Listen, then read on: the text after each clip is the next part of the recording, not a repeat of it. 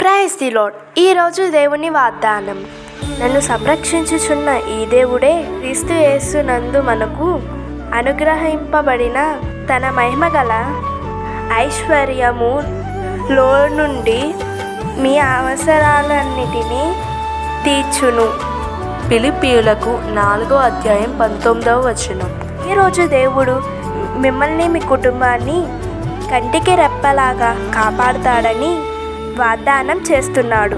మీకు కావాల్సిన ప్రతి ఆత్మీయ శారీరక అవసరాలను ఆయన మహిమ ఐశ్వర్యం నుండి సమృద్ధిగా ఇస్తాడు. మీరు చింతించాల్సిన అవసరం లేదు. ఆయన మీకు తోడుగా ఉండి బలపరుస్తాడు.